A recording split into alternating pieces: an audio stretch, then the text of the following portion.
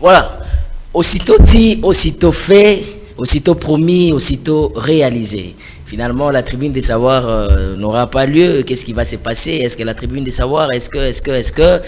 Voilà, nous sommes là en forme. C'est le week-end, deuxième numéro de la tribune du savoir, n'est-ce pas, pour ce semestre. Nous allons dire le tout premier numéro pour la semaine. Bienvenue, chers téléspectateurs. Nous vous disons bonjour. Grand merci partout là où vous êtes, en tout cas. Beaucoup de personnes, vous avez attendu cette émission vraiment de manière où nalalité. Donc, des appels, des questions, ainsi de suite, tout ça. Voilà, comme nous avons promis et nous le réalisons aujourd'hui. Alors, nous sommes en direct déjà ici, à la radio-télévision La Voix de l'Aigle, mais dans cette tribune des savoirs. Évidemment, comme nous vous l'avons promis aujourd'hui, nous avons un très grand sujet. Alors, soyez justement connectés pour que vous puissiez être à jour pour connaître, évidemment, parce que l'ignorance c'est la mort, mais la connaissance c'est la puissance. Alors nous sommes là. Avant d'y arriver, ne vous en faites pas, j'ai déjà mon invité comme je vous l'avais annoncé qui est sur place, mais j'aimerais justement vous présenter quelques sujets d'actualité qui ont, n'est-ce pas, émaillé la semaine. Voilà, ce que vous devez retenir, c'est que le chef de l'État a finalement tenu la rencontre tripartite entre Félix Tshisekedi, comme je l'ai dit, Joël Lorenzo et Paul Kagame. Ils ont essayé d'avoir la réunion sur la clarification des vérités, rencontre sur la clarification et vérité sur les M23 au nord Kivu et à Rutshuru. Voilà, donc c'est ce qui a eu lieu. Il y a eu des clauses, évidemment, c'était un tête-à-tête. Pourquoi Joël Lorenzo? Parce qu'il est président de la CIRGL. Voilà, il est en sous-région, il les dirige, et puis voilà, deux pays sont en conflit, il doit être là pour essayer de mettre un peu de l'ordre. Voilà, il y a deux, ainsi de suite. Mais finalement, le Rwanda n'accepte toujours pas, comme il ne veut toujours pas accepter. Mais notre diplomatie devient trop agissante, et elle va agir d'un moment à l'autre. Ne vous en faites pas. Tout ce qu'il dit là, ne le suivez pas. Et vous voyez la communauté internationale, tout le monde, on dit déjà, on parle évidemment. Personne n'est là pour dire que ce que la RDC dit, c'est faux. Mais le Rwanda ne veut pas accepter. Alors, nous donnons confiance au président de la République, nous donnons confiance au chef de la diplomatie congolaise, M. Christophe Lutundula, ainsi que les autres, parce qu'il a été révélé même qu'après, avant quelques jours de ces tête-à-tête, le président Museveni a, n'est-ce pas, demandé au président Tshisekedi de pouvoir faire en coulisses pour rappeler les M23, c'est que le président Tshisekedi a refusé, n'est-ce pas, le son est in extenso sur Radio Top Congo à l'émission, je crois, d'avant-hier, où cela a été révélé. C'est vraiment grave. Alors vous devez comprendre que l'ennemi n'est pas fatigué. Nous sommes autour de nous. Nous sommes environnés de tous ces gens-là qui sont toujours les ennemis du peuple. Alors nous allons demander de redoubler la vigilance parce que l'ennemi n'est pas encore fatigué. Nous n'allons pas laisser les voies diplomatiques. Il y a même la guerre diplomatique. On va entamer cela. Tout va très très bien se passer. Deuxièmement, vous devez retenir que c'est la semaine passée. Je vous donne juste quelques grandes lignes qui va vous mettre déjà au parfum au bain. Le gouvernement de la République vient de revoir encore à la hausse, dans 6 mois, n'est-ce pas, entre l'intervalle de 6 mois, le carburant qui a été déclaré par le secrétaire général du ministère de l'économie, M. Célestin, qui a annoncé cela publiquement par un communiqué officiel le 7 juillet. Voilà, le carburant encore en train d'augmenter. Si vous avez une bonne mémoire, le ministre des hydrocarbures, monsieur, son excellence Didier Boudim, avait, n'est-ce pas, déjà prévu cela, avait dit cela par rapport à tout ce qui se passe dans le monde, ainsi de suite. Alors, la dernière actualité, pour, n'est-ce pas, vous mettre bien, parce qu'aujourd'hui, nous ne parlerons vraiment pas des actualités du pays, des actualités de ce qu'il y a la République, ainsi de suite. Nous avons une actualité internationale. La mort de monsieur le président, on va l'appeler l'ex-président José Eduardo dos Santos, qui est parti à 79 ans. Il a fait 32 ans de pouvoir, il a fait 38 ans de pouvoir. Voilà, selon les récits de l'histoire angolaise, vous allez voir que c'est le deuxième président depuis que cet État est comme État. Alors, d'autres disent, bon, l'assouplissement du pouvoir, ainsi de suite, tout ça. Mais voilà, c'est la mort du président Eduardo dos Santos qui a perdu, qui vient de rendre l'âme, je voulais dire, à Barcelone. Voilà, c'était là quelques sujets d'actualité que nous voulons quand même vous présenter. Comme c'est la tribune des savoirs, vous ne pouvez pas sortir sans pour autant être informé. Alors, kidnapping, c'est ça notre sujet. Je crois que très bientôt, on va déjà nous l'afficher. Le sujet du jour, kidnapping à Kinshasa. Quiproquo, qu'est-ce qui se passe? dans le milieu du message, ici, pas seulement à Kinshasa, même dans les différentes provinces, ainsi de suite, tout ça. Alors, les numéros seront affichés tout de suite. L'émission est en direct. Vous pouvez appeler, vous pouvez envoyer des SMS comme vous l'avez fait. J'ai reçu au total plus de 420 messages. Alors, je ne pourrais pas vraiment tout le faire passer ici autour de mon invité, autour de ce qui a trait à l'actualité. Vous avez appris la semaine qui vient de passer, la sœur Abigail, notre chantre Abigail Mima Bonheur, était kidnappée, et puis il y a eu tout ce qu'il y a eu, et après finalement l'armée terrestre, et comme dit Frère Branham, l'équipe était en place, on a prié tout ça, et finalement la sœur a été retrouvée. Alors, mais il y a une autre frange de la population, une autre frange d'autres personnes qui ne voient pas les choses de cette manière-là. Mais d'autres personnes qui soutiennent, qui disent que non, il fallait croire la sœur sur parole. Mais après quelques analyses et quelques études de certaines personnes, ils ont vu que cette histoire est une histoire à dormir debout. Alors, ici, ce matin, à la RTVA, je reçois pour vous le docteur Nicolas Kizito Eri. Il est pasteur du message, il est chercheur congolais, de sur quoi il est juriste. Mais aujourd'hui, nous n'allons pas le recevoir sur sa casquette d'avocat parce qu'il n'en a pas eu mandat. Alors nous le recevons comme juriste. Alors je vous salue, docteur Nicolas. Bonjour, frère John Cannon. Comment vous allez? Je vais merveilleusement bien par la grâce du Seigneur. Très à l'aise.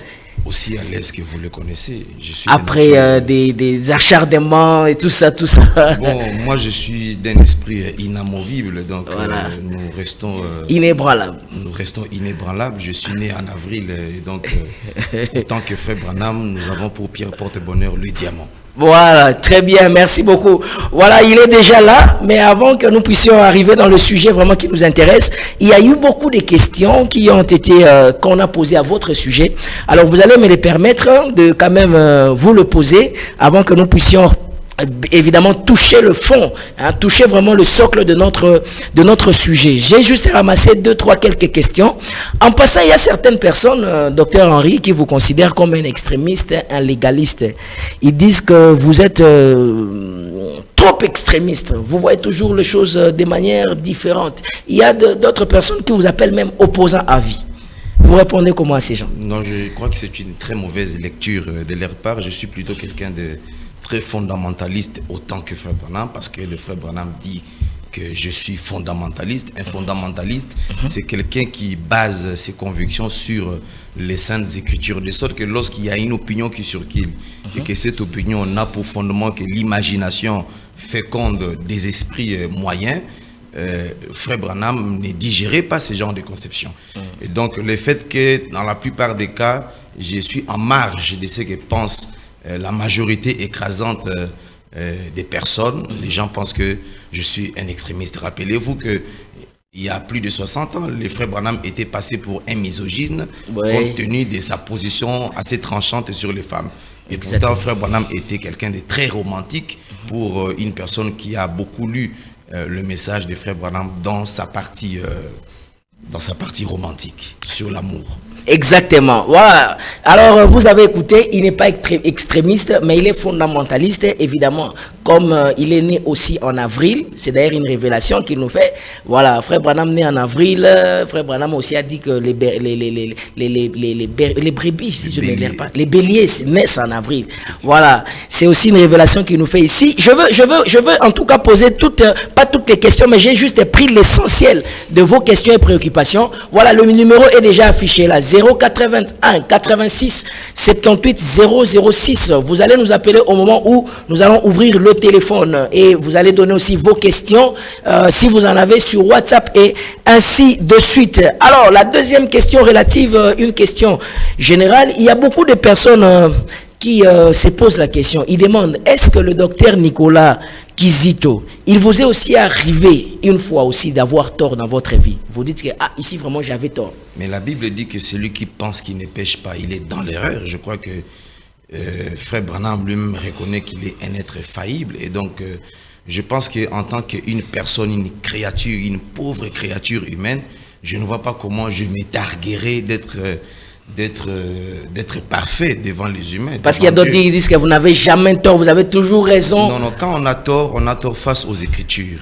On ne peut avoir que tort que face aux Écritures. Mais par rapport à un point de vue. Pas face aux positions d'une personne quelconque ou d'une frange des personnes quelconques. Je crois qu'il n'y a que la parole de Dieu qui peut déterminer qui a raison et qui n'a pas raison. Mais par rapport à un point de vue, il vous est déjà arrivé, vous dites que non, en tout cas là j'avais vraiment tort, j'avais mal agi. Mais puisqu'en tant que chrétien, il nous arrive de nous repentir tous les jours. On ne peut pas se repentir quand on n'a pas tort. Lorsqu'on se repent quotidiennement, c'est qu'on a eu tort quotidiennement. Exactement. Merci beaucoup. Voilà, vous avez entendu la réponse. Il y a une autre question que j'allais aussi vous poser. Beaucoup de gens posent la question, est-ce que vous êtes en bon terme avec les prédicateurs et les enfants de Dieu du message? C'est comme si vous êtes toujours à couteau tiré avec tout le monde. Bon, c'est quelque chose qu'il faut prouver. Personnellement, je n'ai aucun problème de quelque nature que ce soit avec un prédicateur ici sur la terre. Donc, je crois que je suis en paix au mieux de ma connaissance, sauf si vous avez des informations qui ne seraient pas en ma possession. Mais à mon humble avis, je suis en bon terme avec tout le monde. Je suis aimable envers tout le monde. Et ceux qui me connaissent savent que le frère Nicolas n'est pas de nature rancunier. Docteur Nicolas Kizito. Je n'ai pas la place de la rancune dans mon esprit ni dans mon cœur. Voilà. Docteur Nicolas Kizito. Qu'est-ce que vous répondez comment à tous ceux-là qui contestent de votre ministère, qui disent que non, il n'a pas un ministère, ainsi de suite, tout ça? Vous leur répondez comment? Ben c'est une réplique de ce que le Seigneur Jésus-Christ a subi. Je pense que Jésus-Christ, en venant sur la terre, il n'a pas obtenu l'approbation de tout Israël. Il est venu chez le sien. Et les siens ne l'ont pas reconnu. Donc je ne suis pas... Jésus a dit que vous n'êtes pas plus grand que votre maître. Le serviteur n'est pas plus grand que son maître. Et je crois que les contestations, les oppositions sont la part normale d'un véritable ministre du Seigneur. Donc Frère Branham, il lui est arrivé quand il prêche la parole, au début de son ministère, il prêchait et puis les gens commençaient à sortir et les bancs restaient vides dans le Branham Tabernacle. Et donc, je crois que ce ne serait pas une surprise que de tels scénarios se reproduisent dans la lignée des Frères Branham. Si vous êtes de la lignée des Frères Branham, vous devriez impérativement passer par ce genre d'expérience. Donc vous confirmez que vous êtes de la lignée de Frères Branham? Je suis de la lignée royale des Frères Branham. Exactement. Voilà. Moi, je n'ai que des questions. Et la dernière question, les téléspectateurs, les auditeurs, les internautes ont voulu savoir, dites-nous un peu si c'était à refaire. Si Dieu vous posait la question, Nicolas Kizito, tu veux que je fasse de toi qui? Vous répondrez comment? Vous voulez être qui dans ce monde? Si c'était à refaire, je lui demanderais qu'il me permette de croire le message, mais un peu plus tôt que l'âge de 17 ans. Parce que j'ai cru le message sur les tard, j'avais déjà 17 ans.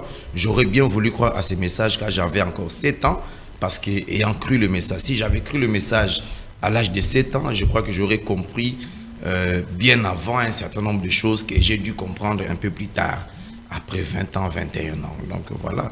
Donc si c'était à refaire, je lui demanderais de me permettre de croire le message à la première année sabbatique. Donc à l'âge de 7 ans, et j'évoluerai comme ça, 14 ans, 21 ans, parce que Branham dit que chaque 7 ans, la vie d'un homme change. Exactement, et non d'être un juriste, non d'être un avocat, et non d'être tout ça, mais rester plutôt pasteur. Prioritairement, c'est être croyant du message des frères Branham. Le pastorat n'est pas une priorité pour moi. La priorité pour moi, c'est d'être membre du corps mystique du Seigneur Jésus-Christ. Exactement. Le ministère, c'est une fonction, un ministère, un travail que Dieu m'a donné à exercer dans le corps du Seigneur Jésus-Christ. Mais ce qui est plus important, c'est d'être membre de ce corps par le baptême du Saint-Esprit que je crois avoir reçu depuis le 17 juin 2006. Merci beaucoup. Voilà, ça c'est votre expérience. Merci beaucoup, docteur Nicolas, d'avoir déjà répondu à cette première partie de cette émission, toutes les questions. Continuez à poser vos questions. Le numéro est affiché là, 081 86 78 006, plus 243 81 86 78 006. Alors, nous allons déjà nous excuser parce que nous vous avions promis que l'émission devrait passer sur nos plateformes Facebook, Jean-Marc Anono officiel. Malheureusement, la technique n'a pas permis. Ça devait passer sur YouTube. Vraiment, vraiment, excusez-nous, nous présentons beaucoup des excuses. Nous allons les faire prochainement. Mais ici, vous êtes en direct. Même après, vous pouvez toujours poser vos questions et ça va atteindre l'homme de Dieu. Alors, je rappelle pour vous que nous avons pris en cours de cette émission, nous avons reçu sur ce plateau, docteur, révérend pasteur Nicolas Kizito Eri. Voilà, il est là avec nous sur ce plateau. Nous allons échanger autour de cette grande question qui a fait couler beaucoup d'encre et de salive. Nous entamons déjà la deuxième partie de notre émission. Qui est cette affaire du kidnapping? Voilà, le kidnapping. La semaine passée, je crois que c'est au cours de cette semaine ici, il y a eu la sœur, notre précieuse sœur, chanteuse, Abigail Mima Bonheur, il y a d'autres noms que je ne connais peut-être pas, qui serait kidnappé, qui serait être pris par enlèvement aux alentours de 14 heures. Et après un certain moment, je devrais envoyer les éléments à la régie, mais un peu de couac de la technique, finalement, on ne peut pas avoir la conversation avec nos amis de Message Pro qui l'ont eu en contact, qui étaient là même, qui ont couvert l'événement, qui étaient là depuis tout, comment ça se passait, à l'hôpital avec les images, vous avez vu comment il était bandé. Vraiment, excusez-nous, nous pouvons peut-être mettre ces images lors du montage, mais maintenant, là, nous sommes dans l'incapacité de le faire. Alors, finalement, vers autour de 17h, autour de 17h, 18h, elle a été retrouvée, comme vous avez vu, vous avez suivi. Mais il y a une frange de personnes qui ne comprend pas ça comme cela. Alors, avant de donner la parole ou de pouvoir poser vos questions que vous m'avez données et les questions que moi-même j'ai à mon invité, j'aimerais justement faire un petit mise au point. Chers téléspectateurs, précisément au croyant du message du temps de la fin, nous devons arrêter à être ignorants. Excusez-moi. Parce que pour réaliser cette émission, vous ne savez pas combien nous étions attaqués. Nous avons eu des appels de menaces. Nous avons eu ceci et cela, tout ça. Mais j'ai lu le post du docteur qui est avec moi ici. Je n'ai pas vu le caractère injurié. Je n'ai pas vu un caractère de dédain ou de mépris, n'est-ce pas, de ce qu'il a publié. Nous avons voulu le voir. Et ici, je rappelle que c'est nous qui avons voulu le recevoir sur ces plateaux. Je le rappelle, vous devez le savoir. C'est nous qui l'avons appelé parce que nous avons voulu finir un peu avec cette histoire. Ici, je le reçois. Il y aura la sœur qui donnera son droit de réponse le lundi à 9h. Je vous l'informe. Soit elle viendra elle-même ou elle sera représentée. C'est ça le message de ce proche. Elle sera ici à 9h lundi pour donner son droit de réponse sur tout ce qui sera dit ici. Mais nous sommes en démocratie, c'est tout à fait normal. Quoi de normal un chercheur de son pays, de surcroît un juriste, donner son avis sur quelque chose, sur un point, sur une actualité, et vous allez l'empêcher de parler. Nous sommes dans un état, vous savez, la sœur Mima, c'est un sujet congolais. C'est un sujet congolais, cher ami. Et vous allez très loin, à pouvoir commencer à intimider les gens. Nous avons tous vos messages ici, à intimider, à faire des dénonciations calomnieuses. Frère, sœur, tu te prends pour qui? Pour qui? Les jours que... Mais les jours que tu seras devant les instances judiciaires, les cours et tribunaux, en ce moment-là, tu vas commencer à appeler, prier pour moi, demander des requêtes à gauche, à droite. Légèrement, tu es en train de dire à ton frère que non, comme tu es en train d'en parler, ça veut dire que tu es commanditaire de cet acte. Mais ça, c'est une faute grave en droit. Je vous informe que c'est passible de 5 ans de prison. Et après, lorsque vous sortez, le pénal fini, le civil vous attend, vous devez réparer des dommages et intérêts. Ça vous prend la vie peut-être 5 ans ou 6 ans. Et vous savez, en droit, il y a un principe général qui dit nul n'est censé ignorer la loi. Alors, quand une personne donne un avis contraire, vous savez d'ailleurs, les gens qui aident les gens dans la vie, moi personnellement je l'ai toujours dit, les gens qui peuvent m'aider, ce sont les gens qui disent le contraire de moi, le mal, parce que ce sont ces gens-là qui me permettent à améliorer. Sœur Mima, aujourd'hui, c'est une star, vous devez le savoir. Lorsqu'une personne chante déjà sur la scène publique, je cite le pasteur Lifoko Diciel, le pasteur Neville Kanono, le pasteur Sylvain Kouala, le pasteur Nathan Epenge et tous les autres. Mais en réalité, ils n'ont plus de vie privée. Ça, il faut le savoir. Même pour les chefs d'État, les dirigeants de notre pays. Et lorsqu'il y a une actualité sur eux, en parler, ce n'est pas blasphémer. Ce n'est pas un péché. À partir du moment où la personne ne voit pas les choses comme lui, ça ne vous met pas en position de commencer à s'acharner contre lui, cher ami. Non. Nous sommes dans un état, je vous rappelle, démocratique. Ça veut dire que nous sommes dans un état où les opinions des uns doivent s'opposer des autres. La Bible dit, donnez à César ce qui est à César. Ici, nous allons faire une analyse. Nous n'allons pas insulter. Et j'ai vu même des pasteurs, des gens en train d'insulter. Pourquoi vous arrivez si bas? Le docteur Nicolas Kizito n'a pas insulté. J'ai quand même cherché l'endroit où place à finir à confronter. Ah, on a mon place à finir. Au contraire, tu es en train de les ramener. Je ne prends pas sa position. Je suis en train de dire en tant que journaliste, j'ai des questions. Je dois faire cette mise au point et que vous compreniez. Aujourd'hui, je reçois le docteur Nicolas Kizito. Il donne sa version sur, n'est-ce pas, l'incongruité qu'il y a sur cette affaire ou ces récits. Et après, la sœur viendra donner aussi son droit de réponse ici, sur ce plateau, à 9 h. Et puis, on en finit une fois pour toutes. Alors, on va retenir ce qu'on pourra retenir. Alors, n'empêchez pas les gens de réfléchir. À partir du moment où on n'insulte personne, à partir du moment où on ne fait du mal à personne, arrêtez avec des propos déplacés parce que ça peut vous coûter extrêmement cher, cher ami. Même pas pour cette affaire, pour une autre affaire qui peut venir. Arrêtez avec des propos déplacés. Quand tu ne vois pas quelque chose de la même manière que ton frère, ceux qui ont une opinion, tout ça la politique. Lorsque la sœur a été kidnappé. Mais les requêtes ont circulé dans toutes les assemblées du message, cher ami. Et aussi dans mon assemblée. Tout le monde a prié. Les gens étaient mobilisés. En ce moment-là, c'était une affaire privée. En ce moment-là, ce n'était pas sur la place publique. Cher ami, volons avec deux ailes. Volons toujours avec deux ailes. Pour être équilibrés. Et maintenant, quand elle est retrouvée, maintenant vous vous accaparez de l'affaire. Alors il fallait gérer ça à côté. Ne faisons pas ça. Les jours que toi aussi tu seras élevé, les jours que tu seras élevé,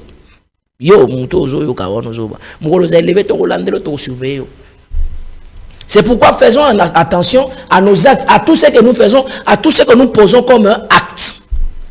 Parce que le monde nous voit, le monde nous suit. Une fois que tu commences à passer déjà dans un public, sache que ta vie n'est plus à gérer toi-même. Merci beaucoup pour les questions que vous êtes en train déjà d'envoyer. Le numéro est là, 81 86 78 006. Je voulais faire cette mise au point et après nous allons maintenant démarrer avec les quelques minutes qu'il nous reste. Voilà, le dossier est là. Je prends la première question. Docteur Nicolas Kizito, je reviens encore vers vous. Vous êtes la seule personne qui semble avoir un point de vue contraire par rapport à tout le monde. Pourquoi?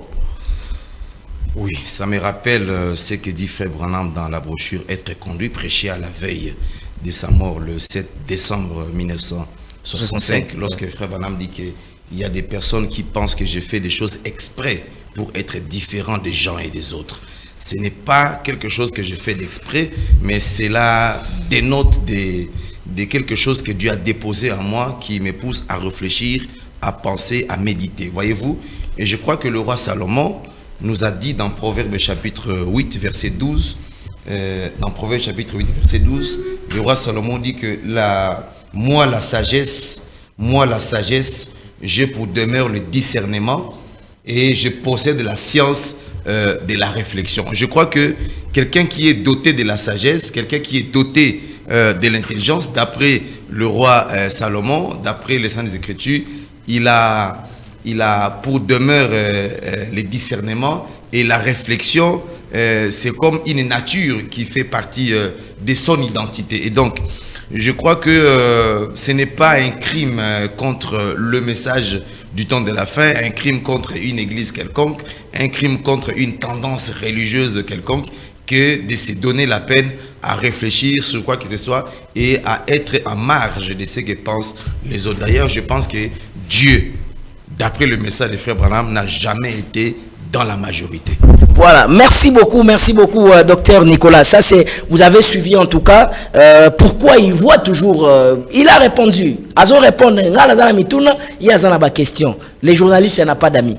Hein? Il y a d'autres personnes qui disent, ils posent la question. C'est pour faire du buzz, c'est pour un règlement de compte, c'est pourquoi?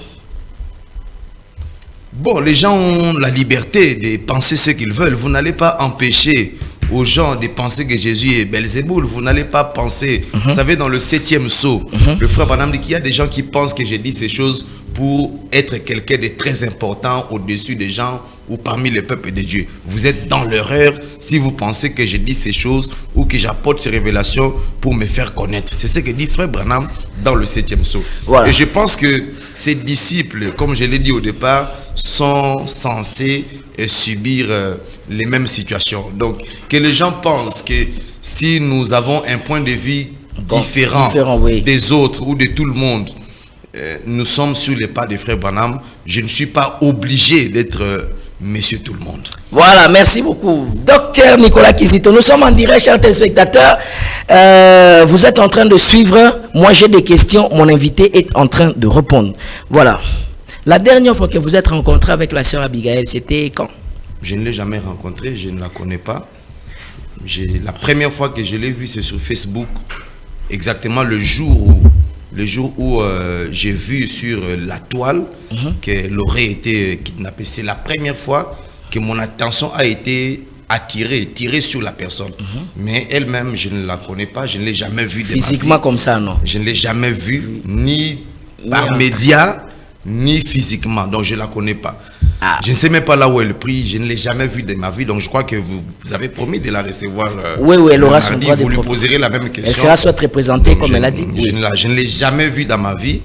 Je ne sais même pas où est-ce qu'elle habite. Je ne sais même pas ce qu'elle est sur la terre ici. Je l'ai vue et connue à travers le Facebook pour la première fois le 5 juillet 2022. Donc, sur les réseaux sociaux. Sur les réseaux sociaux. Et elle vous connaît? Je ne sais pas.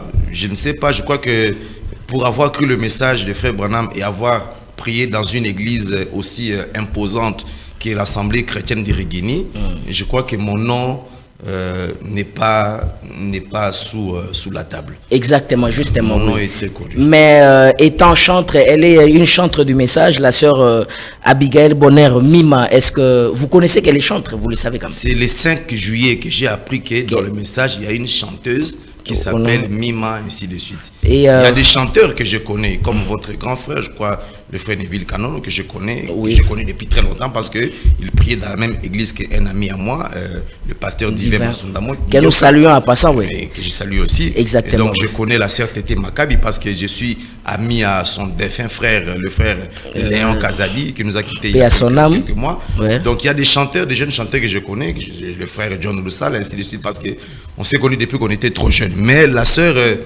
Abigail, je pense que c'est parmi les chanteuses de la toute dernière génération ici. Donc, je crois que avant 2012, je ne l'ai pas connue. Donc, je ne la connais pas, je ne l'ai jamais vue. Ok, donc vous n'appréciez pas ces chansons?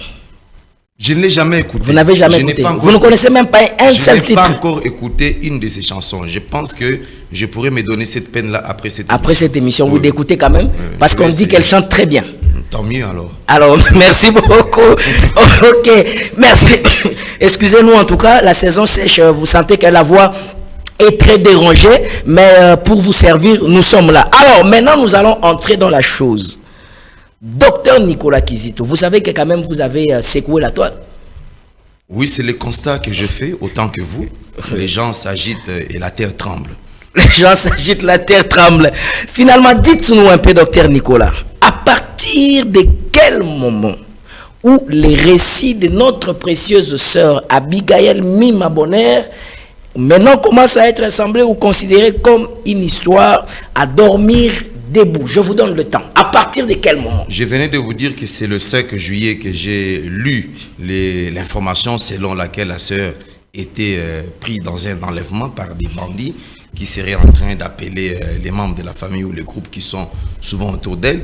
Et plus tard dans la nuit du même jour, je vois une information contraire à celle qui circulait depuis la journée. Alors, c'est là que mon attention a été attirée.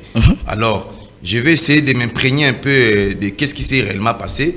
Et quelques heures après, je vois balancer sur les réseaux sociaux une interview de 2 minutes 50 secondes ou 25 secondes, quelque chose comme ça, oui, où la sœur était en train de narrer ce qui s'était passé. Et en l'entendant parler, il faut dire que je me suis posé beaucoup de questions sur... Vous avez quand même écouté le son, la voix? J'ai écouté sa voix. Oui. Sa voix ne m'a pas donné... Ça, c'est le premier constat.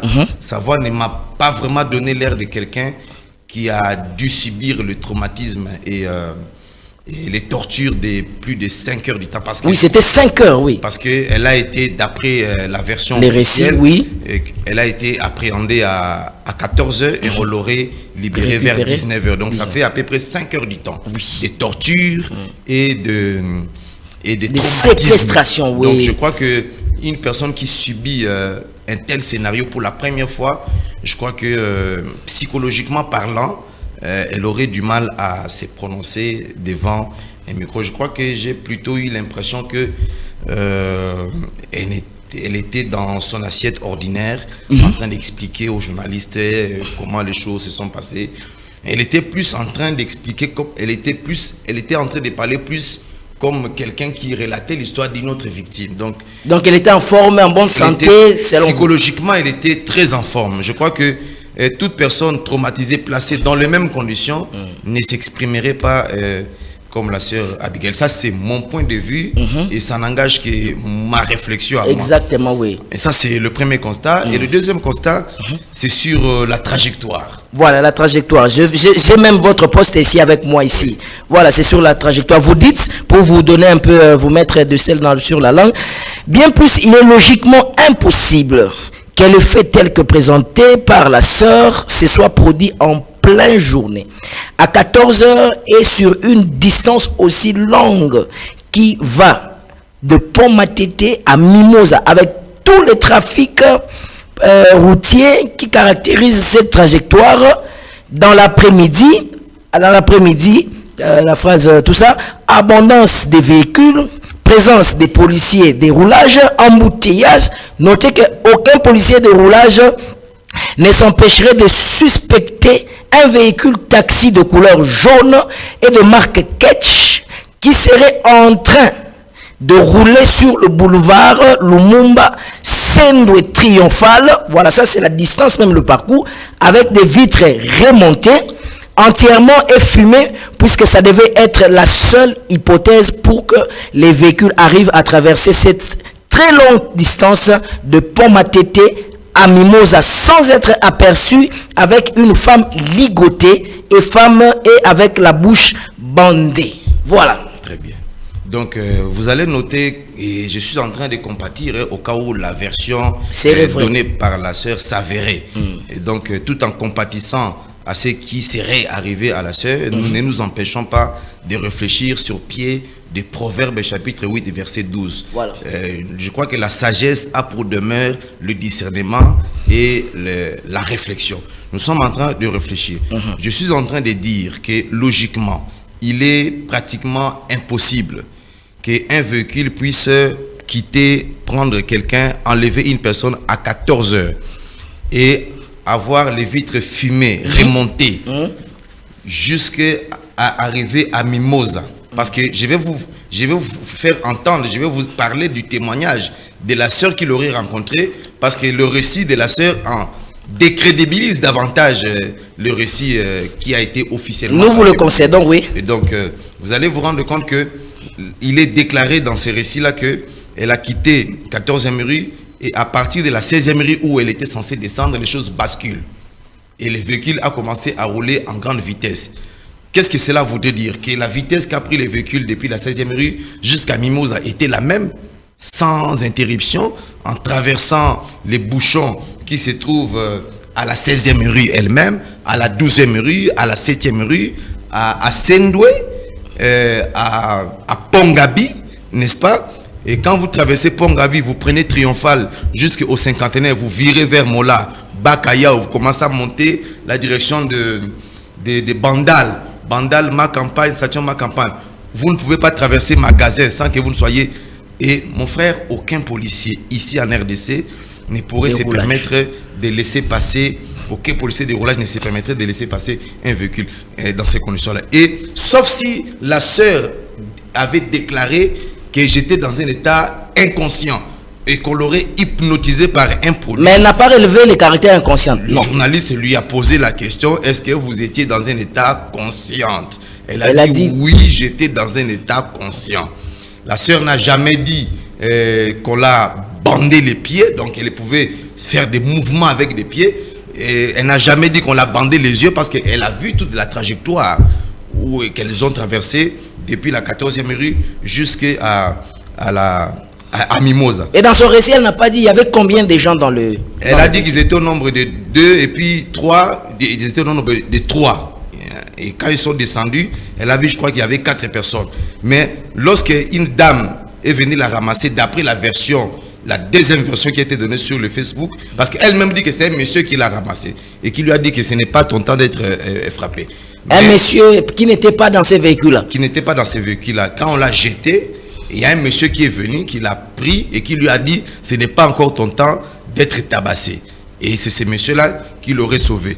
Mais dans la deuxième version du récit, c'est une dame plutôt qui était sur un motard, une moto avec un motard, un wewa, qui l'ont trouvé quand elle était jetée sur les lieux auxquels il est fait allusion. Donc là, déjà, ça devient 2 versions qui sont totalement différentes. Dans le témoignage de ces témoins-là, de cette dame témoin, tel que elle relate l'histoire qui lui a été racontée par la sœur, et elle dit que quand Nazwagi taxi, il fallait bakiti sanga na 16e rue, aller bakiti singai, tangu bakiti singai, na bandi koganga, bokiti sangai, bokiti sangai, bokiti sangai. Donc à partir de la 16e rue, elle commence à crier bokiti sangai, bokiti sangai. Là, c'était déjà parti de la 16e. Lorsque une personne vous dit que na bandi koganga, bokiti sangai, ça veut dire que ce qu'on avait mis sur sa bouche, qu'elle appelle, on a bandé sa bouche pour l'empêcher de parler, n'a plus d'intérêt. Et sans objet, parce qu'il est dit clairement que Nabandi, à partir de la 16e rue, Nabandi Koganga, Bokiti Sangai, ça veut dire que sa bouche n'était pas empêchée de crier, d'après la version qu'elle a donnée à la dame qui est venue la ramasser sur le lieu à Mimosa. Donc cette dame-là aussi est inconnue. Cette dame-là, selon les récits, est aussi inconnue. Ok. Et donc, Bokiti Sangai, Nazo Ganga, Nazo Ganga, Ti Bayeko. Boakangai awa. Donc elle a commencé à crier depuis 16e. Parce qu'on a dépassé 16e rue, elle dit Nabandiko Ganga, Bokitsangai. De là, on a commencé à crier depuis 16e rue jusqu'à Mimosa. Donc on peut dire qu'elle a crié pendant 5 heures du temps. Elle a crié pendant 5 heures du temps. Ok. D'après le récit c'est la personne qui l'a ramassé à Mimosa. Vous comprenez? Et elle s'est mise à crier. Quand elle s'est mise à crier, vous savez, la sœur ne vous a jamais dit que les vitres étaient remontées. Elle n'a jamais dit ça dans son récit. Mais dans ce que vous avez, là vous avez rebondi. C'est pour crédibiliser son récit. Pour que son récit soit crédible. C'est une hypothèse. Pour que son récit soit crédible, il faut que les vitres aient été remontées. Voilà. Et que ça soit filmé. Pour que elle ne soit pas appréhendée à l'intérieur. Voilà. Et même si les vitres étaient remontées, les vitres de devant la vitre de devant n'est pas filmée. C'est une pare-brise, oui. C'est une pare-brise parce que le chauffeur doit voir. Et les pieds de la sœur n'avaient jamais été ligotés. Je crois que dans le récit de la sœur, elle n'a jamais dit qu'on lui a braqué une arme à la tempe pour arracher son silence dans le véhicule sur la trajectoire. Elle n'a jamais dit qu'on lui a brandi un couteau. D'autant plus qu'elle était bandée. D'autant plus qu'elle était... La thèse du bandage ne tient plus la route parce que elle a crié. Elle s'est mise à crier. Mais si par exemple... Parce que si on vous bande là, on vous a bandé pour vous empêcher de crier. Mais docteur, vous ne criez pas. Si par exemple, elle a commencé à crier à un certain moment, et puis on a constaté que ses cris étaient plus forts, maintenant on a cherché comment les bander. Elle ne l'a pas dit. Elle ne l'a pas dit. Ça, c'est vous qui essayez de comprendre ce qu'elle n'a pas dit. Bon, c'est juste des questions. Moi, je dis que... Moi, quand je prends son récit, je dis que...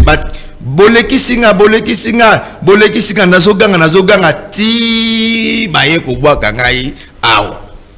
Donc chemin faisant, elle était en train de crier. Ça c'est un élément. Et deuxième élément, vous savez, je ne sais pas si on peut se permettre à la fin de l'interview, la sœur dit baebi singai tango baligote ngai bazu fula nazalaki nango na mutu bakai ngai munoko baligote ngai maboko, les pieds n'étaient pas liés, donc les pieds pouvaient faire facilement des mouvements dans tous les sens pour se sauver dans le véhicule et attirer l'attention des personnes qui sont sur la route. Là maintenant c'est la version de la sœur elle-même. Ça c'est la sœur elle-même qui parle. Il dit que bazu fula ya mutu bakangi ngai na munoko pona lobate.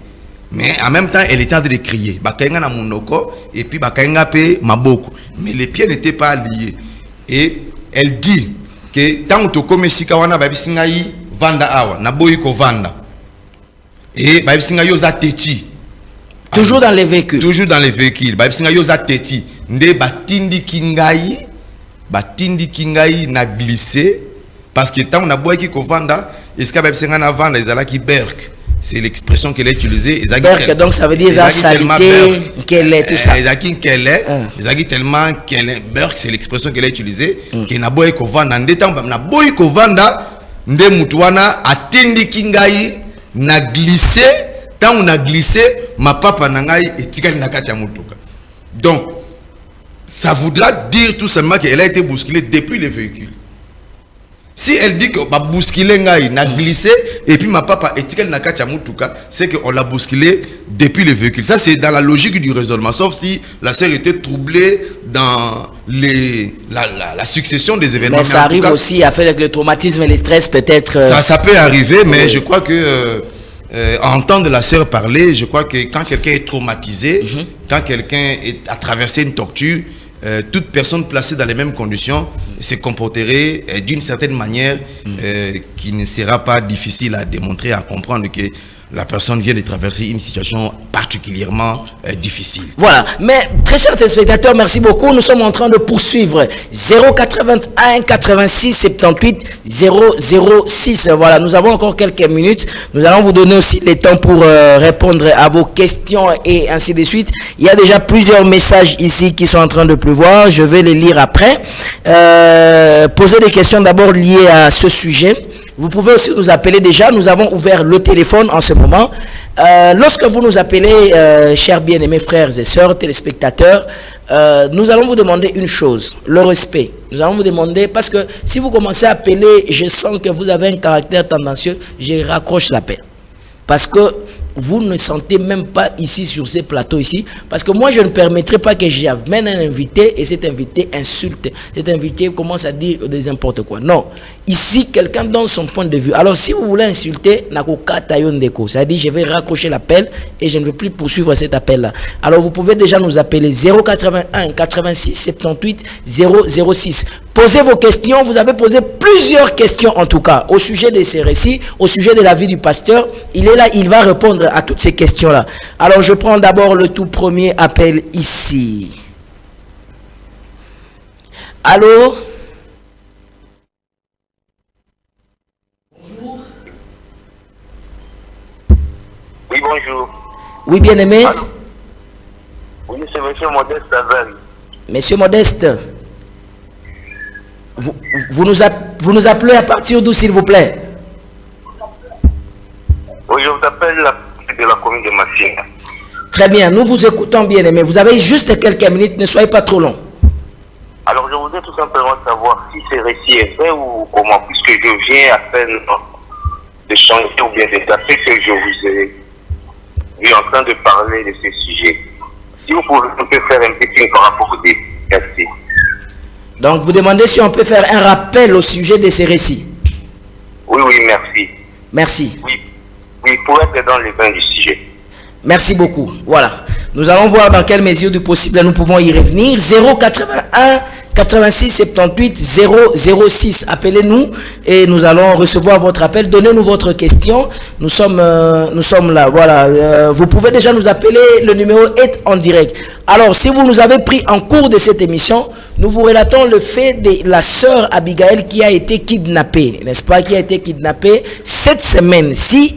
Alors, après, elle a été récupérée et bon, voilà, elle a fait 5 heures du traumatisme. C'était depuis le boulevard Seine-de-la-Verre, Pont-Matete, depuis Pont-Matete jusqu'à Mimosa. C'est là, elle a été retrouvée à 17 heures, pratiquement, 17 heures ou 18 heures, quelque chose comme ça. Et nous sommes ici en direct avec le docteur Nicolas Kizito, Erin, qui voit plutôt les choses autrement, qui dit que cette histoire, c'est une histoire qui n'est pas vraiment vraie parce qu'il y a plusieurs contradictions. Vous avez suivi, il a dit ce qu'il peut dire, il a donné son avis et il a bien dit que ça n'engage que lui. Ça ne fait pas l'objet je voulais dire des insultes. Ça ne fait pas l'objet de propres. Si vous voulez rétorquez aussi avec le savoir. Parce que nous sommes à la tribune et sur la tribune du savoir. Nous ne sommes pas ici pour des insultes ou quoi que ce soit. Le numéro est affiché là. Appelez, nous allons vous recevoir. Alors, docteur Nicolas, pour poursuivre un peu, il y a d'autres questions là. Il y a les gens qui réfléchissent, qui réfléchissent comme vous. Ils disent que est-ce que la sœur a été retrouvée finalement, mais cette sœur-là n'a pas... il n'y avait pas eu de blessures, il n'y avait pas eu de gratinures, rien du tout. Est-ce que ça n'explique pas, ça ne vient pas confirmer votre thèse? Avant que vous ne preniez cette question-là, je réponds d'abord à cet appel. Allô? Vous dites? Je suis en train de soutenir le monsieur, le docteur. Ah, vous soutenez le pasteur? Oui, puisque vous savez, dans notre pays, on a toujours parlé d'une police soi-disant scientifique. D'une police scientifique, oui. Oui, mais ce que je suis en train de dire, le monsieur qui est à la télévision, moi je le soutiens, puisque c'est ça aussi pousser des réflexions par rapport au sujet de l'heure, puisque chaque fois on a tendance à faire passer des histoires qui ne tiennent pas debout, des cas de viol, des cas d'enlèvement et autres. Ça, ce sont des idées que moi je soutiens. Merci beaucoup. Vous êtes où? Vous appelez votre nom? Oui, c'est toujours monsieur Modeste Azal. Merci beaucoup, merci monsieur Modeste, merci pour ce soutien. Alors voilà, monsieur Nicolas Kizuto, il y a quelqu'un que vous soutient déjà ici en direct, et il dit que voilà, il y a la police scientifique, on devrait un peu suivre aussi ces choses. Alors voilà, la question je vous ai déjà donnée, la sœur avait-elle des égratignures, blessures, quelque chose comme ça, qui pouvait aussi accuser qu'elle venait de passer par un moment? Et ça c'est vraiment un autre élément très important, parce que il y a à suivre le récit tel que présenté par la sœur. Il y a vraiment à se dire un certain nombre de choses. Il y a vraiment à se poser un certain nombre de questions. Vous savez, le frère Orman Neville qui l'a interrogé... que nous saluons aussi en passant. C'est un frère que j'apprécie beaucoup. Merci beaucoup. Un très bon esprit, Orman Neville. Tout ça. Ok. Il a posé à la sœur 2 fois la question. Comment tu te sens maintenant? Quand vous allez suivre la vidéo, vous allez voir, que la sœur a divagué. Elle a divagué. Elle a divagué. Comment? Et le frère Neville Orman a reposé la même question. Comment va ta santé maintenant? Il dit que non, ça fait très longtemps que j'ai des maux de tête. Donc, ça dit que son esprit n'était pas lié à ce qu'il était en train de relater. Ça, c'est mon point de vue. Donc, quand on vous pose la question, comment tu te sens maintenant? Non, en tout cas, je sens des traumatismes, des douleurs, par-ci, par-là. On m'a fait ceci, on m'a fait ceci, tout ça. Comment tu te sens? Bon, ces gars-là, je les reconnais même pas et tout ça. Voilà des choses qu'elle a parlé. Et les frères qui lui posaient des questions lui rappellent comment te sens-tu maintenant. Permettez, docteur, nous allons prendre l'appel pour continuer. Allô, bonjour. Bonjour, monsieur Dion. Vous allez bien? Très, très bien, merci. Oui, moi je voulais un peu intervenir sur le point. Ce point que vous êtes en train de parler, c'est un point très sensible. Oui. Maintenant, il donne son point de vue, mais il ne donne pas la conclusion. Quelle est vraiment sa conclusion? Il veut dire quoi quand il est en train de parler tout ça? La conclusion, le frère va le donner juste à la fin. Voilà, merci beaucoup. Donc la conclusion, c'est même là où on va chuter. La conclusion, on le donne à la fin de l'émission, ne vous en faites pas, il va conclure. Et nous allons aussi donner quelques questions que vous nous avez envoyées, s'agissant de, évidemment, sa conclusion, ainsi de suite. Ne vous en faites pas, il va conclure. Nous sommes ici en train d'abord d'analyser. Voilà, vous étiez en train de... Alors, nous prenons cet appel. Excusez. Nous allons prendre cet appel. Allô, bonjour.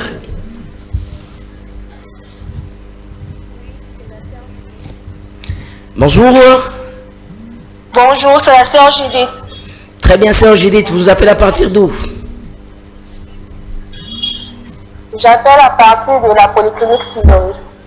Très bien, à partir de la clinique Siloé. Nous sommes en train de vous suivre. Oui, nous vous suivons aussi. Le pasteur Nicolas est ici, il est prêt à répondre à toutes vos préoccupations. Oui, je voulais juste savoir, le pasteur est en train de nous expliquer. Mais nous voulons comprendre d'abord quel est un peu son point de vue. L'histoire est montée ou bien parce qu'il y a trop de suggestions, on ne comprend pas. Très bien, merci. Nous avons suivi votre question. Vous avez posé si l'histoire est une histoire montée ou c'est une histoire vraie. Oui, c'est un peu ça qu'on veut comprendre, l'idée du pasteur. Voilà, merci. Merci beaucoup. Ok, pasteur, à cette question, vous pouvez quand même répondre très rapidement parce qu'il ne reste plus aussi beaucoup de temps. Nous allons prendre encore quelques... si je me permets de dire que c'est une histoire montée, ce serait une conclusion très hâtive. L'intelligence ne parlerait pas comme ça. La sagesse ne dirait pas une telle chose en public. Je ne peux pas dire maintenant que ce serait une histoire montée, mais la probabilité que le récit ne soit pas vrai, la probabilité que le récit présenté par la sœur ne soit pas vrai, et à un pourcentage assez élevé. Vous comprenez, bien-aimé? Et donc, compte tenu de plusieurs contradictions et ambiguïtés, parce que quand vous prenez par exemple la dame qui l'aurait retrouvé, la dame qui était sur la moto qui l'aurait retrouvé, on a posé la question à la sœur, est-ce que la sœur a des blessures? Il dit Aza n'a pas blessure, mais Aza traumatisé, Aza kokolobate, Azo lelakaka. Alors docteur, vous êtes juriste, qui atteste les traumatismes? Mais il faut une réquisition à médecin. Donc à partir un médecin psychologue. Alors moi je suis d'abord dans les contradictions parce que la dame ici qu'il a rencontré dit que la sœur Azo Kokakolobate. Mais quand le frère Orman l'a rencontré, en tout cas elle a parlé normalement comme une personne comme une musicienne normale. Qui est devant le micro. Qui d'ailleurs comme vous avez dit qui veut monter sur le podium. Qui veut monter sur un podium, on lui pose la question comment tu te sens? Je dis non, ces choses-là, je connais pas ces gars-là, on m'a enlevé, et puis donc voilà un peu, c'est un peu ça l'atmosphère dans laquelle la sœur traumatisée était en train de s'exprimer. Je crois que une réquisition à médecin spécialiste en psychologie, psychanalyse devrait nous aider à tirer des conclusions apodictiques. Exactement, très bien. Merci beaucoup, chers téléspectateurs. Nous sommes en train d'étendre vraiment à la fin de cette émission. Alors, posez vos questions. Le numéro d'appel est là. En même temps, le docteur est en train de répondre. Nous allons déjà prendre sa conclusion. Docteur Nicolas Kizito, la télévision TV Zangonga. Alors, nous voulons quand même que vous puissiez nous donner maintenant votre recommandation, votre point de vue. Alors, quel est évidemment, merci beaucoup. Alors, on vient de nous accorder encore quelques temps ici. On va prendre encore un appel. Excusez-moi avant qu'on y arrive. On va prendre un appel ici. Allô, bonjour. Bonjour. Bonjour, comment vous appelez? Vous vous appelez à partir d'où? Nous sommes en direct. Je vous appelle à partir de Barumbu, c'est frère Joseph. Merci beaucoup, frère Joseph, vous avez la parole. Ouais, ce que j'aimerais demander au pasteur, c'est que si dans ce message, on doit affirmer des choses, c'est qu'on doit avoir de preuves. Alors, lui est en train d'opposer une version qu'il a, ou bien la compréhension de ce qu'il a des événements par rapport à ce que la sœur avait relaté. Alors, moi je me pose la question, si cette version qu'il est en train de présenter ne s'avérait pas vraie, et que l'opinion est en train de croire à tout ce que lui est en train de présenter comme fait présentement, alors qu'est-ce qu'il dira après? Si la vraie version sortait de la sœur elle-même, parce que la sœur, vous allez la recevoir le lundi. Alors, si la version de la sœur s'opposerait à ce qu'il est en train de présenter actuellement devant les gens, qu'est-ce que c'est? Quelle sera maintenant sa position? Parce que nous sommes de frères. Merci. Ok, merci beaucoup, frère Joseph. Alors, le docteur est là, il va rapidement répondre à votre question. Il nous reste encore une question peut-être où nous allons prendre. Docteur, oui, aujourd'hui... À cette question, oui. J'ai entendu la question. À cette question, je crois que ma référence principale, c'est la brochure L'accusation. Le frère Branham a prêché un message dans cet âge intitulé L'accusation. Lorsqu'on parle de preuves, lorsqu'on fait allusion à... On revendique des preuves avant de déclarer quelque chose, c'est lorsqu'on est dans un contexte d'accusation. Lorsqu'on est en train de formuler une accusation ou des accusations contre une personne, il faut asseoir ces accusations sur base des preuves. C'est ce que William Branham a enseigné. Mais rien ne nous empêche d'émettre des analyses, de réfléchir sur un événement. Je crois qu'il y a tout récemment ici, un pasteur du message a été poursuivi pour assassinat et tout ça, d'une sœur de son église, je pense. Exactement. Nous avons émis des analyses à tout bout du champ. Chacun tout le monde vous a acharné, vous a accusé de tout, le nom, caricaturé de toute manière, mais finalement, le tribunal a tiré ses conclusions, la vérité judiciaire. Les frères ont été condamnés à 15 ans de prison, donc ils sortent de la prison juridiquement, judiciairement en 2036. Mais s'il y a un événement qui se déroule sur la terre et que vous balancez ça sur la toile, de quelles preuves parlez-vous? Nous sommes en train de réfléchir. La Bible dit que la sagesse a pour demeure le discernement et elle habite dans la réflexion. Vous n'allez pas empêcher à un cerveau que Dieu a créé, à un cerveau que Dieu a créé, avec toutes les cellules que nous avons dans le cerveau, de réfléchir sur un événement qui s'est déroulé devant tout le monde et à la face du monde. Nous sommes en train de dire que nous pensons que la probabilité que le récit présenté officiellement ne soit pas conforme à la réalité. Cette probabilité est au-dessus de 50%, compte tenu des contradictions qui ont émaillé le récit de la sœur. Voilà, merci. Il y a quelques questions, peut-être en dehors de notre sujet qui est venu. Il y a des gens qui posent la question, vous priez où?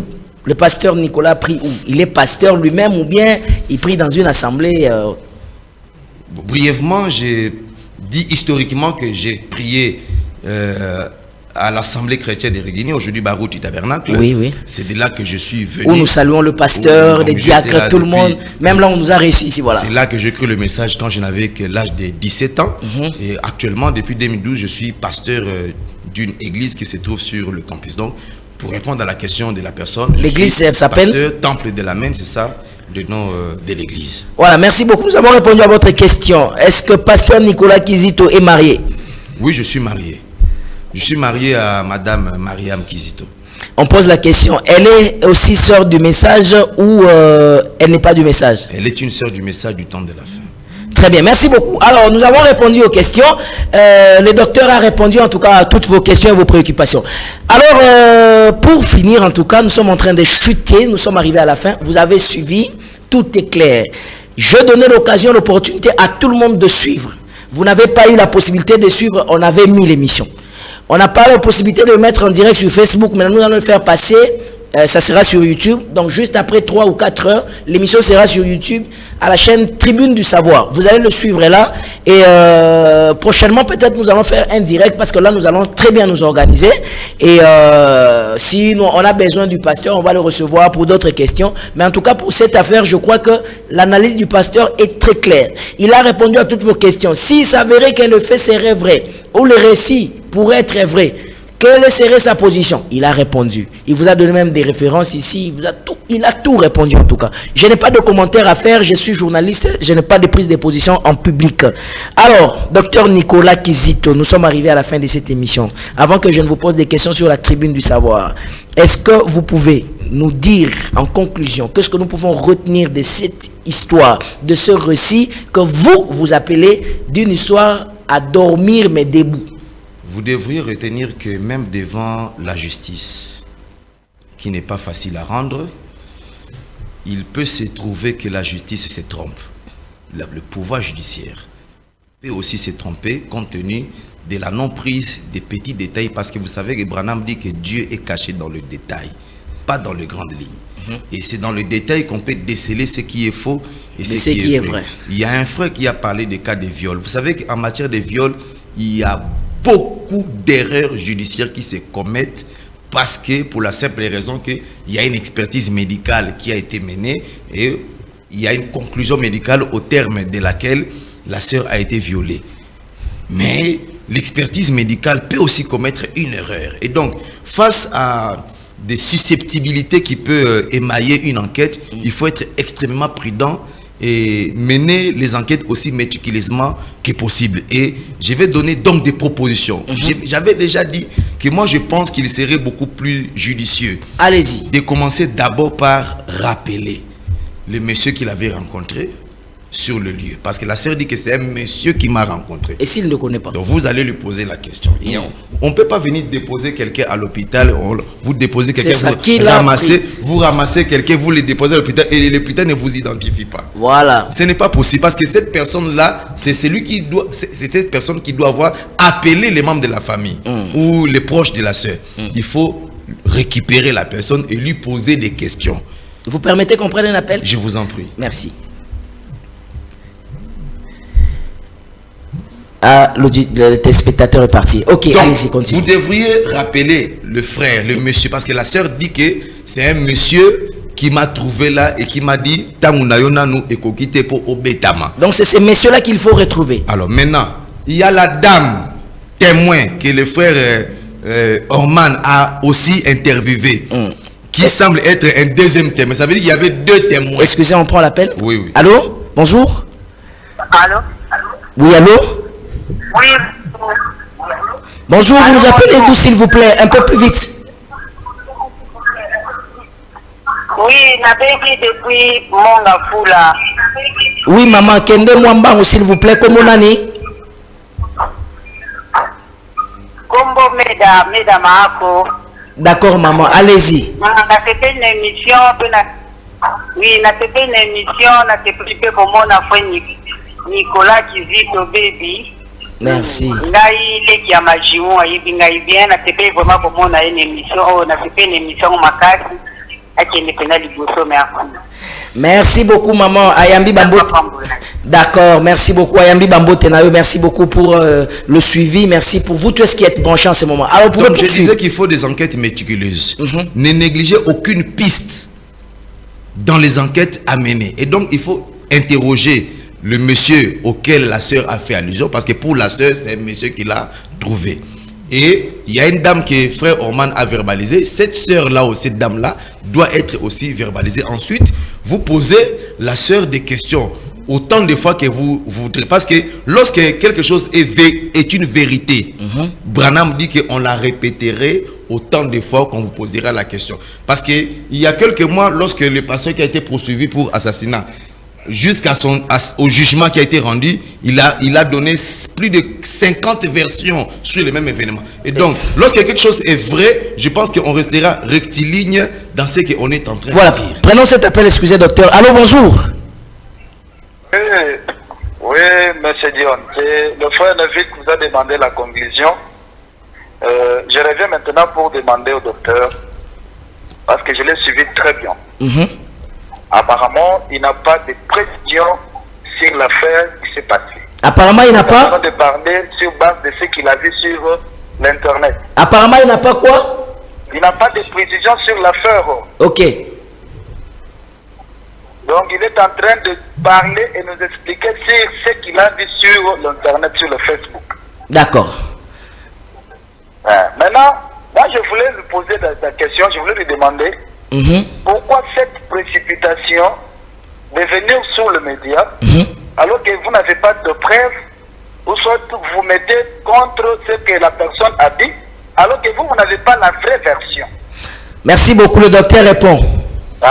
C'est ce que je voulais un peu lui demander. D'accord, docteur. Oui, je crois que le doute n'est pas un péché.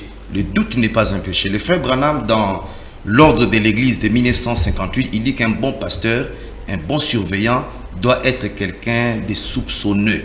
C'est le terme utilisé par frère Branham. Vous avez la citation? Je viens de vous donner l'ordre dans l'église de 1950. Branham, un bon pasteur doit être soupçonneux. Il dit un bon pasteur doit être bon, mais pas trop bon. Et il doit être soupçonné. Parce que quand on n'est pas soupçonneux, on ne sera pas un bon surveillant. Voyez-vous?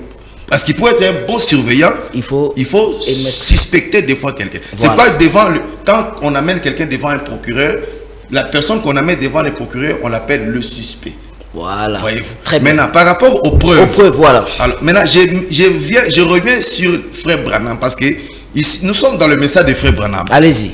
On ne peut évoquer la notion de preuve lorsqu'on est dans le contexte d'une accusation. Ici, sur ces plateaux, nous ne formulons aucune accusation contre qui que ce soit. Mais dans le cadre de la liberté d'expression consacrée par notre Constitution de la République démocratique du Congo. Et ce que dit le roi Salomon dans Proverbe chapitre 8, verset 12, la sagesse a pour demeure la réflexion. Nous sommes en train de réfléchir sur ce que la sœur a déclaré, et sur tout ce qui émaille, qui entoure l'événement, les témoignages, la trajectoire, les trafics et tout ce qui a été dit. Donc c'est une Quand nous mettons tous ces éléments-là, on ne peut pas se permettre de tirer des conclusions apodictiques. Très bien. Parce que même en droit, lorsqu'on accuse quelqu'un, lorsqu'il y a un doute, lorsqu'il y a un moindre doute, on ne peut pas condamner quelqu'un. Très bien, merci beaucoup. On ne peut pas tirer des conclusions devant un don. On ne peut pas dire que ce que la sœur a dit c'est vrai. On ne peut pas dire que ce que la sœur a dit c'est faux. Nous sommes en train de réfléchir. Parce que si la sœur a été enlevée, il y a des enquêtes qui nous permettront de tirer des conclusions à ce sujet. Très bien, merci beaucoup. Alors, nous sommes pratiquement vraiment arrivés à la fin. Quoi qu'il y avait quelques recommandations que vous étiez en train de formuler là. Je ne sais pas si vous y êtes encore ou je peux poser ma question très rapidement. Voilà, il y a... la toute dernière question, parce que nous sommes arrivés à la fin, très chers téléspectateurs. Voilà. Moi, maintenant, je vous pose la question. Je ne vous pose pas la question des auditeurs. Je vous pose ma question à moi. S'il y avait un conseil que vous pouvez donner à la sœur Abigail par rapport à tout ce que vous venez de dire et à ses proches, quels seraient ces conseils en une minute? Le conseil que je donnerai à la sœur, c'est que prochainement, quand elle aura l'occasion de parler en public, de dire quoi que ce soit devant le public, elle doit apprendre à remuer la langue cette fois et être sûre qu'elle dira des choses de façon cohérente. Parce que vous pouvez avoir raison dans la narration des faits, mais les contradictions peuvent décrédibiliser le récit que vous donnez. Et donc, ce que je lui donnerai comme conseil, c'est d'être prudent dans ce qu'elle dit devant les gens, parce que quand vous dites des choses devant le public, vous vous exposez à la critique. Voilà. Vous vous exposez non seulement à la critique, mais à l'analyse des vertébrés comme nous. Parce que moi, je suis personnellement de la race des personnes qui n'avalent pas des choses facilement. Je crois que ceux qui connaissent le frère Baby Nicolas, ils savent que c'est quelqu'un qui a le filtre d'un homme qui réfléchit. Voilà. Donc je crois que la réflexion a comme fondement le message du temps de la fin. Et avec le filtre d'un homme qui réfléchit, pas le filtre d'un homme qui croit, parce que on a déballé des déclarations qui auraient été faites par vraiment que vous devez croire sur parole. Oui, d'ailleurs, vous devez croire le témoignage de votre sœur. Ces versets-là, ça n'existait pas. Vu ça, mais je crois que moi, un homme intelligent, n'est-ce pas? L'intelligence, c'est Dieu qui peut la donner. Et ayant en moi le filtre d'un homme qui réfléchit, quand j'écoute la sœur parler, je filtre d'abord et je réfléchis. Je filtre d'abord et je réfléchis. Quand j'écoute le témoignage de quelqu'un, je filtre. Très bien. Et je réfléchis et je donne mes analyses. Voilà. Ce n'est pas un crime contre les gens du message. Merci beaucoup. Alors, un mot pour la Tribune du Savoir. C'est pour la première fois que nous vous avons reçu ici. Vos impressions à la Tribune du Savoir. C'est très encourageant. J'ai été surpris d'apprendre que à la RTVA, il y a une innovation dans ce sens-là, parce que je crois que j'étais encore trop jeune, j'étais encore en première graduat en 2005-6, lorsque la sœur Monica nous invitait encore dans certaines émissions à parler de la parole de Dieu. Et aujourd'hui, il y a une tribune du savoir, parce que le savoir vaut mieux que l'ignorance. Et il est plus aisé que les hypocrisies des fausses vertus. Je crois que quelqu'un a dit que mon peuple périt par manque du savoir. Et la Bible dit dans Daniel chapitre 12 que plusieurs liront et le savoir augmentera. Donc je crois que le message du temps de la fin, quand il est venu, la dernière étape du message, c'est l'intelligence qui est descendue. Branham dit que le message, le christianisme a évolué comme un corps humain, le pied, le bras, la bouche, les yeux, et puis l'intelligence est descendue. Voilà. Et donc je crois que cette tribune, ce serait une occasion pour que les gens qui ne sont pas dans le message comprennent que dans ce message du temps de la fin, il y a des savants. Voilà. Dans ce message, il y a des hommes intelligents. Parce que la Bible dit que Dieu donna à Daniel et à ces trois jeunes gens de l'intelligence et de la connaissance du savoir pour interpréter les lettres. Voyez-vous, donc c'était des jeunes gens intelligents, des intellectuels. Et cette tribune sera donc, à mon sens, à mon humble avis, et c'est une analyse que je fais découlant de ma réflexion, c'est une occasion, un podium sur lequel des hommes intelligents du message du temps de la fin feront preuve que ce message de Branham n'est pas seulement porter les longues jupes, n'est pas mettre les boucles d'oreilles, avoir de longs cheveux, mais le message de frère Branham cache aussi l'intelligence et le savoir. Et donc, nous vous remercions beaucoup et nous encourageons. Et personnellement, on sera toujours disposé à soutenir une initiative aussi importante. Très bien, merci beaucoup. Je rappelle ici sur ces plateaux, j'ai reçu pour vous le docteur, révérend pasteur Nicolas Kizito Eri. Il était notre invité de ces sujets que nous avons parlé autour d'1 heure du temps. Alors, vous pouvez retrouver cette émission sur Tribune du Savoir, sur YouTube. Et prochainement, nous allons nous arranger comment faire le direct sur Facebook, ainsi de suite. Alors, vous qui avez des préoccupations, vous qui avez des questions, le docteur a répondu à toutes les questions. Il a très bien dit, si vous avez une citation, ou si vous avez, je ne sais pas moi, une écriture qui dit qu'on doit croire votre frère sur parole, il y a écriture, à ta citation, na Bible, à ta brochure, les numéros sont là, appelez-nous, il en a besoin. Parce que vous attaquer, à mon niveau réagir. Donc, sur ce point-là, je dis bien. Alors, ce qui s'est passé ici, c'est quoi? Moi, j'avais des questions, j'ai recueilli vos questions, je posais. J'ai posé toutes vos préoccupations. J'ai posé toutes vos questions. Excusez-moi. J'ai posé toutes vos questions et vos préoccupations. Alors, cette affaire, pour moi, je considère le récit de cette frange des personnes est déjà clos. Le lundi à 9h30, nous recevons soit elle-même, la concernée, Madame la chantre Abigail Mima Bonheur. Elle viendra donner son droit de réponse comme cela est prévu dans la déontologie journalistique. Ici, sur cette tribune, ici, elle viendra à 9h30. Si elle ne pourra pas venir, elle va se faire représenter. Voilà ce que vous pouvez retenir. Alors, très chers téléspectateurs, nous sommes arrivés à la fin de cette émission. Merci vous qui avez suivi. Merci pour vos conseils. Appelez-nous, donnez-nous vos avis. Ici, la tribune, la question, c'est quoi? La tribune, c'est le savoir. C'est comme le docteur vient de le dire ici. Si vous avez le savoir, passez ici. Tika ko yima yima, tika ko ndongwana sima, yaka awa opesa matière, yaka awa olobalikam. Alors docteur, vous avez 1 ou 2 personnes à saluer ici très rapidement? Bien sûr, je ne peux pas m'en empêcher. Merci de me l'avoir accordé. Je me permettrai de saluer notre évêque, le patriarche, l'ancien Léonard Barouti Kasongo, le palmier planté en Afrique, que nous aimons beaucoup. Qui nous a beaucoup aidé à comprendre beaucoup de choses dans le message. Je salue... Si vous pouvez reprendre, s'il vous plaît, parce qu'on dit qu'il y avait un problème de la technique, allez, reprenez. Nous saluons, nous nous permettons de saluer notre évêque général, le pasteur Léonard Barouti Kasongo, que moi je considère être le pionnier de la génération qui est venue après le départ de frère Branham, parce que c'est une évidence. Et je crois que j'ai toujours comparé l'ancien à Jacob, parce que c'est de Jacob qu'est venue la nation Israël, parce que Abraham, nous le comparons à Branham. Abraham engendra Isaac, Isaac engendra Jacob, Jacob engendra les 12 patriarches. Donc je crois que la même chose, Branham engendra la première génération engendra notre ancien. Voilà. Donc nous saluons l'ancien Barouti Kasongo, l'ancien des anciens, et l'assemblée Barouti Tabernacle. Je présente aussi mes salutations. Merci vous qui étiez nombreux. Au pasteur, Barouti Tabernacle, oui.